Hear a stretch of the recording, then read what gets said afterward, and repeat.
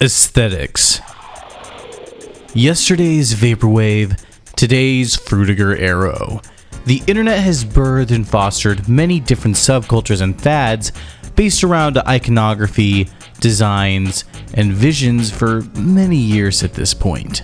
And even before the internet was the monster that it is now, we had things such as steampunk, retrofuturism, and even Y2K that had already existed long before the heydays of places like 4chan, Tumblr, or Twitter, or anywhere that art and creativity really commingle and create little subcultures. And a lot of times they reach far beyond the diehards who are all about the nitty-gritty of these little cliques. There's an allure to these sorts of things, especially when they're aesthetics that transcend whatever music, art movement, or niche film genre that spawns them.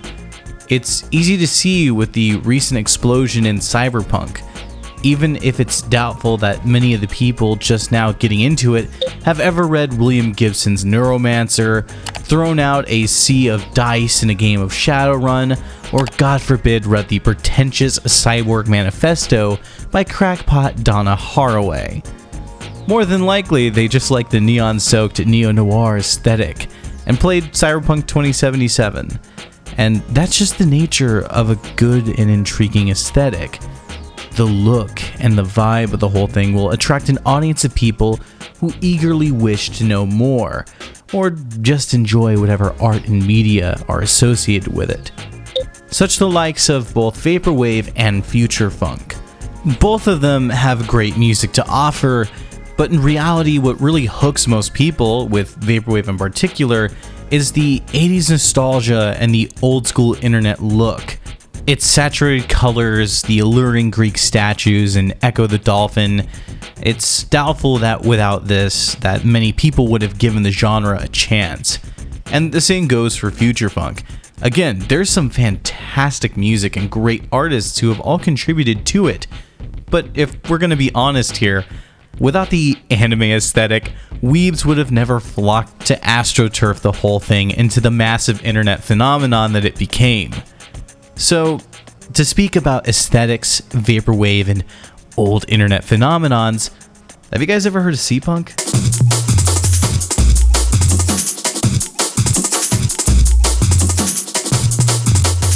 In the landfill that we call the World Wide Web, there are thousands, if not millions, of niche microscenes based around music, fandoms, and of course, aesthetics. Some were infamous, others just fading memories of the select few who knew them. But there's one niche forgotten scene whose importance and impact cannot be understated, and that would be the previously mentioned Seapunk. The great granddaddy to Vaporwave, and in an odd way, one of the starting points that helped pave the way for all that would be birthed from it. So hey, before we get lost on more tangents, why don't we take a blast to the past of 2011 and learn just what Seapunk was all about. We are about to begin our investigative report into the Seapunk sensation. Have you ever heard of Twitter? Well, it's a social media network where young people connect and exchange ideas, and in fact, it's where Seapunk first got its start. Like just about anything that was produced online during the early 2010s, the whole Seapunk wave was birthed from Tumblr and Twitter. As such, it was another semi-ironic meme that got pushed far beyond what it probably should have ever been. Seapunk was a style over substance movement that was purely created by a few different people at the time, messing with ocean themes in their otherwise more experimental artwork and fashion, later throwing these elements into musical form with some basic SoundCloud-style electronic music.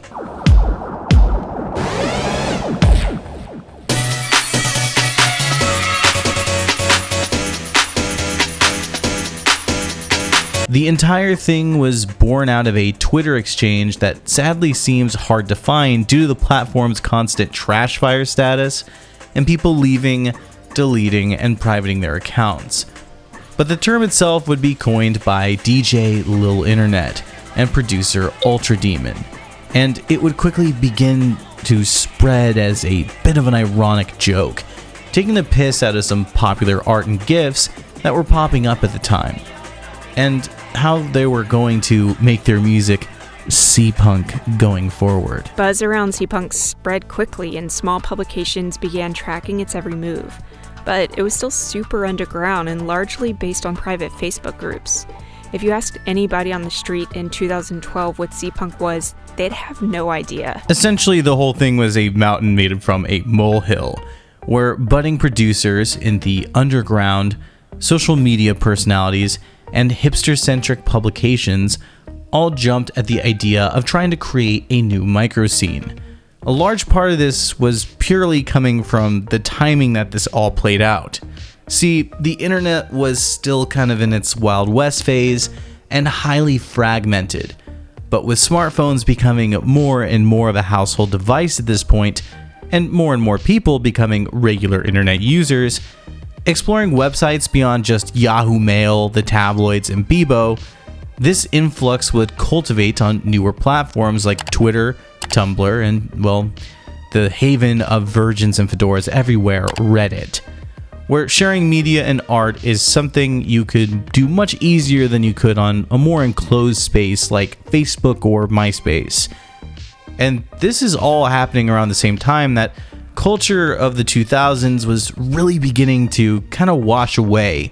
The whole emo thing had more or less died off, and while scene was still in full force, it was slowly transitioning away from the "I'm so sad, let me just listen to Paramore and wear my Monster merch, please," to proto-e-boys who listen to J-pop and hit on underage fans phase, where more DIY music with eclectic, strange, and straight-up obnoxious sounds were being pushed like the crunkcore wave and crabcore bands of that era, while hip-hop was also going through a similar phase, leaving its crunkcore and polo shirt playboy phase, and more young internet-savvy groups like Odd Future taking center stage, branding themselves with equally quirky aesthetics and producing more lo-fi experimental material while using the internet to spread themselves as far and wide as possible.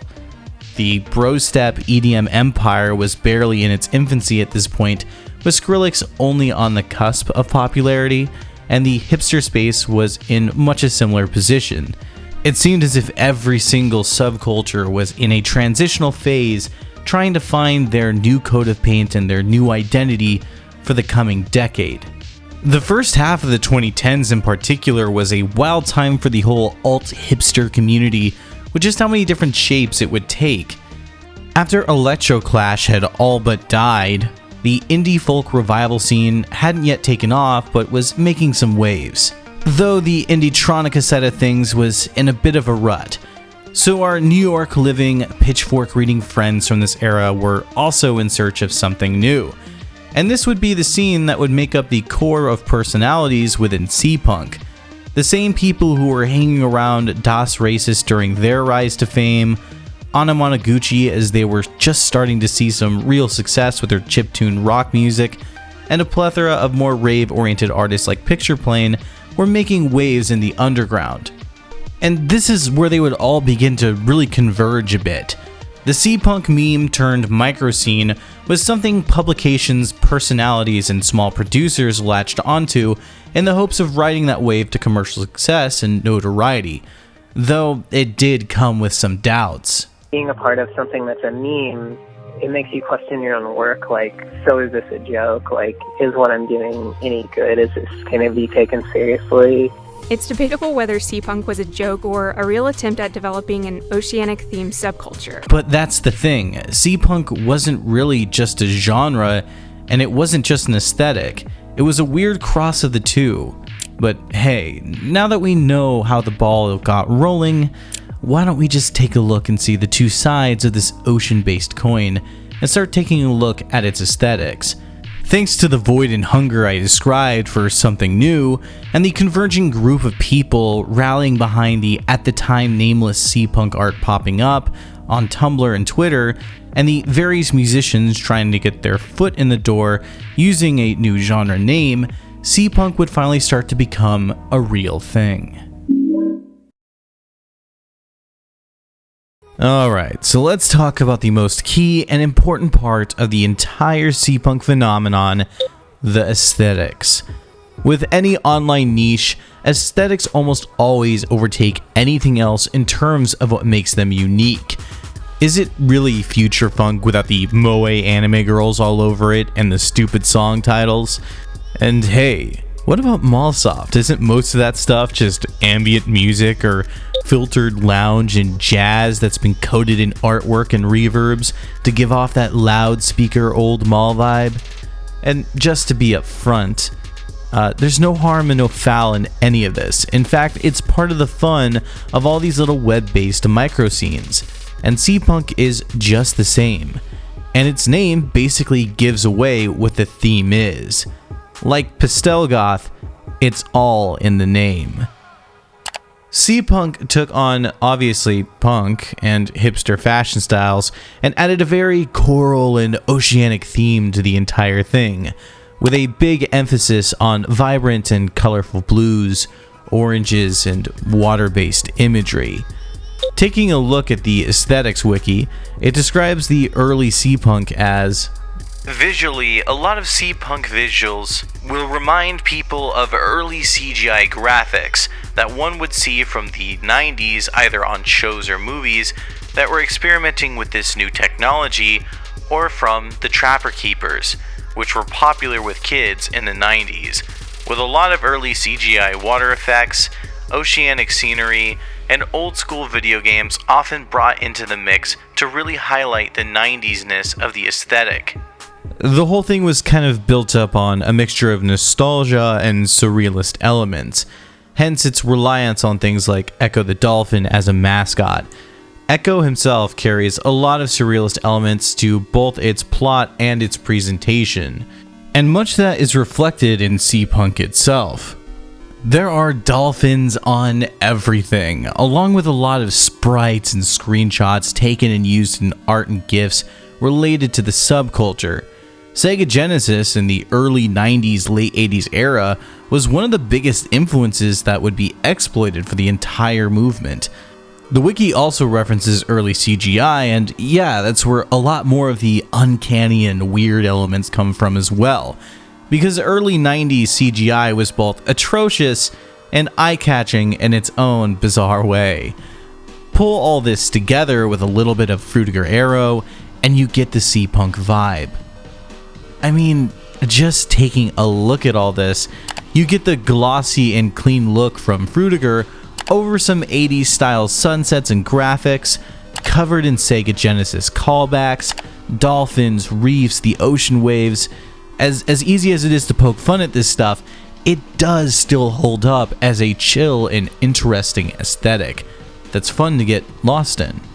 So, if this is what the aesthetics look like, well, how about the fashion? Unlike many other internet micro scenes, Seapunk was all about fashion. And well, take Pastel Goth, fuse it with a bottle of hand soap, and you get Seapunk. I mean, the entire name of this whole thing came from a joke tweet about a Seapunk jacket, so I can't say this is all that surprising. But fashion is also where a lot more of the 2000s influence comes in. This handy blog from Ninja Cosmico, I think, gets it down pretty well, calling attention to the kinda tacky yet beloved holographic clothing that you would see on the boots, shoes, and skirts of a lot of people wearing this stuff. The blue and green hair just about everyone had to have at the time, and the obvious gaudy accessories, also steeped in those colors, as well as random ocean-themed prints like the previously mentioned dolphins. Essentially, if you look like some Brooklynite first year in fashion school who shared the same starfish obsession as Fuko from Clannad, and well, you have it down pat. Or in other words, just dress up like Kurt Cobain if he had a water fetish. Now, with all the associations that this little rabbit hole has with Vaporwave, you might think its music is just another take on the whole "let's take a song, slow it down, and throw on some reverb and call it a day" trend, but it's actually nothing like that.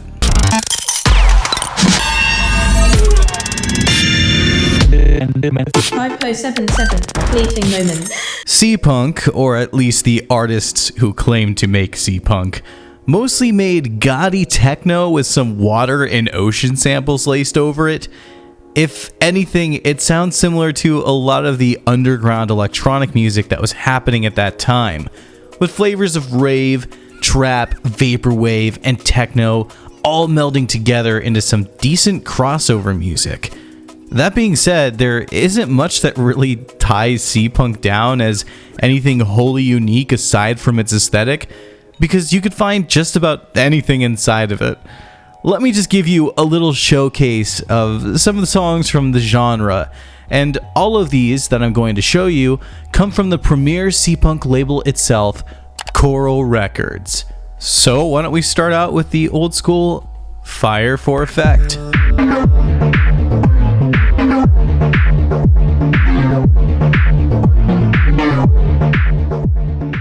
Unlike our previous clip, which had a more upbeat and light feel to it, Fire for Effect has a darker rave style to their sound. It has a dirty 90s distorted vibe to it that deeply contrasts its colorful ocean aesthetic, be it he still did play ball with it from time to time.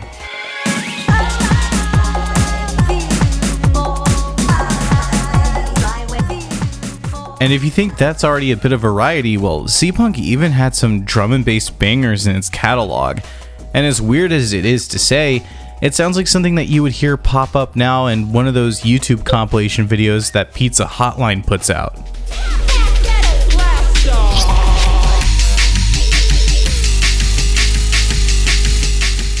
And hey, there's even more variety to that to be found here.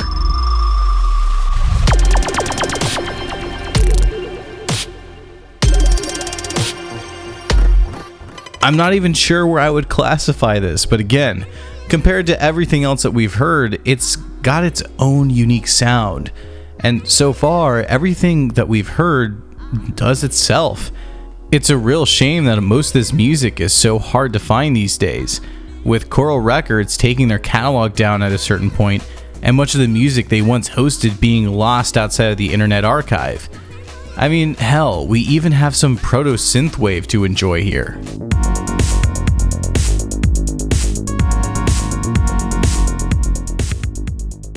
Like the earlier interview clip stated, Seapunk was more or less used as a tag to generate interest, rather than a full-on sound or genre that artists were umbrellaing under. That being said, there still was a bit of a key player here, and that would be the darling of this little scene, named Ultra Demon. I got signed to this record label and they were like, we want you to be the anti-Skrillex. I don't exactly know what that means, like if I'm gonna be the opposite of like dubstep or something. I just make my music and dub it as Seapunk. It's definitely a platform for getting stuff out there. I think it's benefited a lot of artists that would otherwise not be known. So that was kind of partially the point. And despite his symbiotic nature to the Seapunk label, he's actually a pretty underrated artist if you like more experimental electronic music from the early 2010s.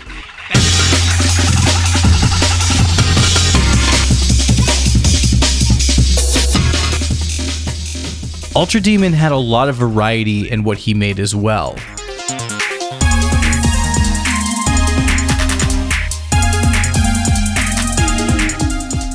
And to his credit, would ride this whole thing out the longest, putting out his final album with Coral Records as late as 2015, long after the whole Seapunk fad had died and been forgotten.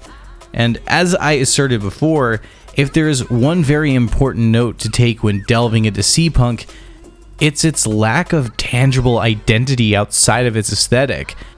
Musically, it really has no tangible identity. To draw a parallel, we can look at Witch House, which was a fad of its own that happened around the same time, but there was definitely a stylistic through line to the whole thing. Sure, it was style over substance, and it was definitely drenched in its own aesthetic, but still musically, there was more to it besides a Tumblr occult coat of paint.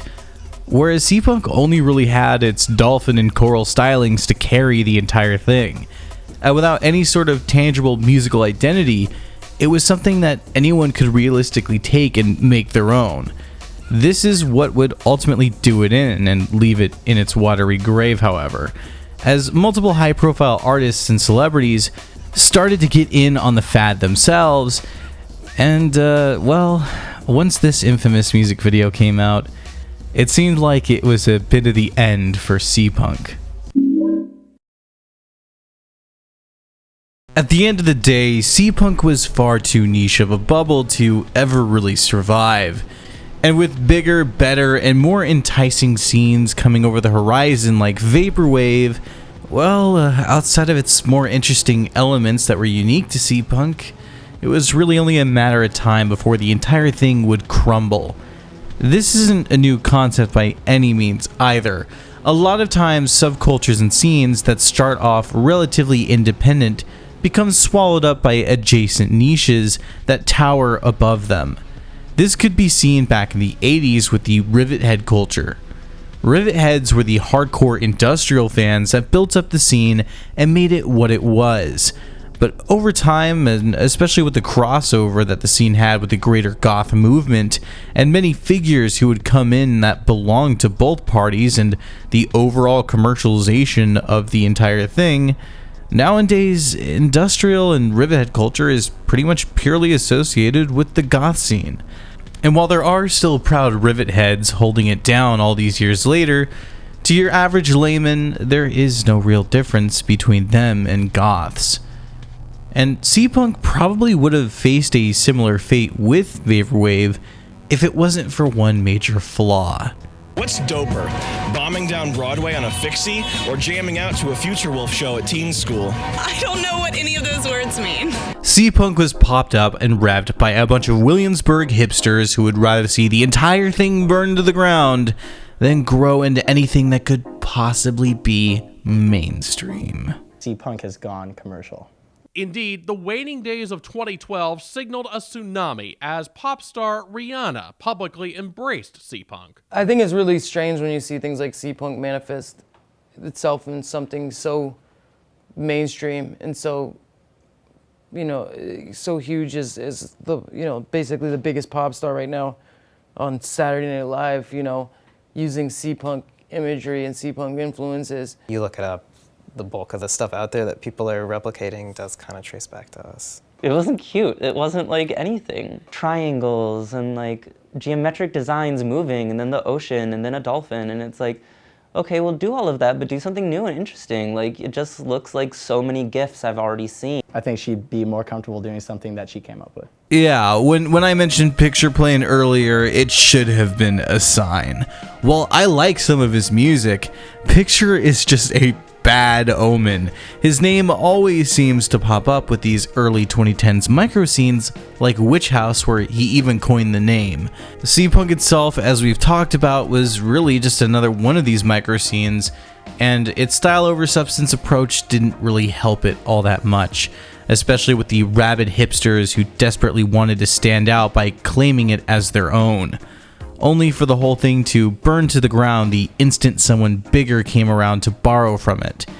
And if that clip has anything to say about it, when figures like Azealia Banks came around and started adopting elements of it to put in their own projects, the revolt and anger that stemmed from it is that unless it was done in the most perfect way to please the crowd around it, this whole thing was never really meant or desired to be propped up or legitimized. Even the aesthetics wiki page says about as much, all in its first little blurb. So with the overly gate-kept nature of the whole thing, it was almost always doomed to fail, as anything that can't grow a large and dedicated enough audience will inevitably fade to dust. Just look at the countless microgenres and scenes Tumblr produced in its less than a decade of relevance. It's rare when niche things like black metal, noise music, or IDM can survive in the shadows for as long as they have. But with all of them outside of maybe noise music, they did have their big moments, with figures that etched them into the history books, sometimes for their forward-thinking nature, other times for the pure infamy of their stories. Though, if I'm going to be fair, I can't be too harsh to the hipster crew on this one.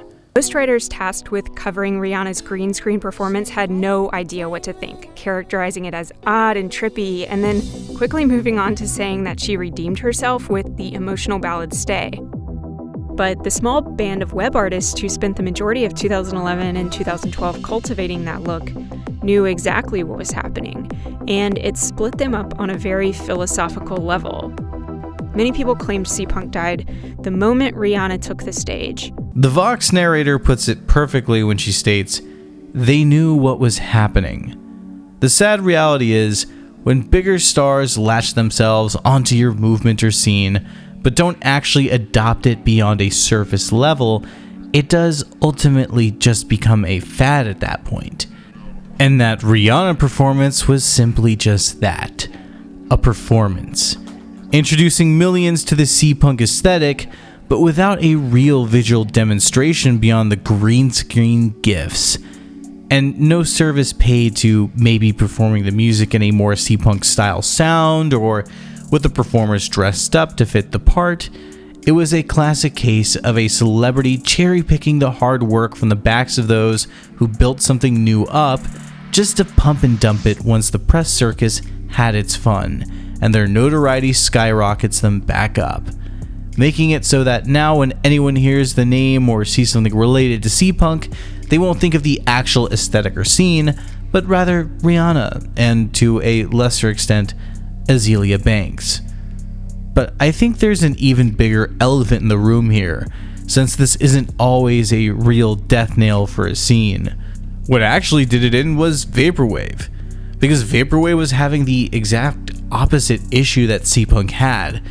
It was relatively formless and entropic, and sure, it started out as simply slowing down songs, throwing some filters over it, and coding the album art with these staple aesthetics like what you would see from Macintosh Plus or B-Brains, but overall, Vaporwave was still a very moldable sound that could realistically be turned into just about anything, and its aesthetic was similar in that if you dress it up properly, you could make this statue of Benjamin Franklin seem aesthetic.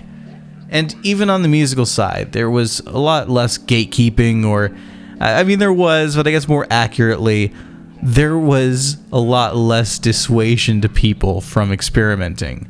Hence why at the same time as Seapunk dying off, we saw the rise of Vapor Trap, Mallsoft, Signal Wave, and even Ocean Grunge. Yet another overly niche microgenre that tried to recapture some of Seapunk's magic, though with a much darker, edgier take. But that's a rabbit hole for another time, and if you really want to hear about it, Pat Chennington has a great video going over it, so check that out if you're curious.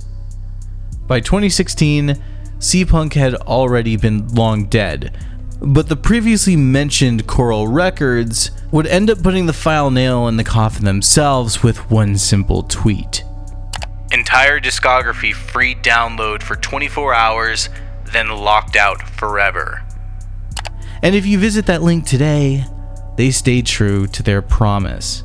The page is gone, and has sat unclaimed for 8 years now, signifying the final nail in Seapunk's coffin. And from here, it would fully be cannibalized by Vaporwave. At this point, Seapunk is more so of just a faded memory, a name that when spoken might make a few people's ears perk up, but more than likely they barely remember it themselves. As I stated earlier, there is a severe lack of information on this whole thing, and with many of the old Tumblr blogs being lost to time, it's doubtful much of that info will ever really be back. But to say that the whole thing isn't still seen to this day is just wrong. The reality is you'll see Seapunk in quite a few different places.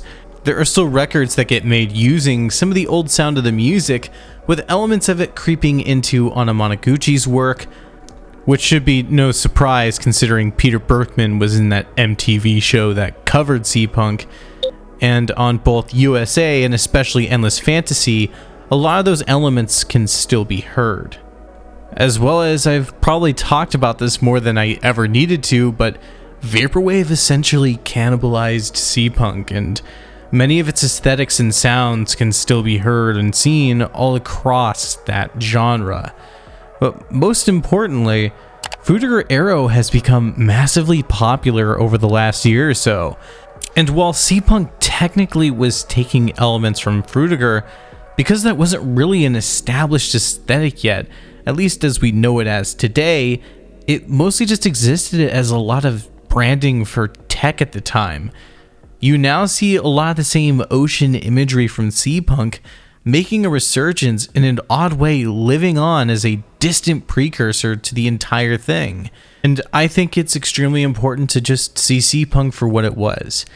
A great grandfather and a huge influence on many of the fantastic aesthetics and internet genres of music that we all know and love today. Long live our hipster, sea-loving brethren.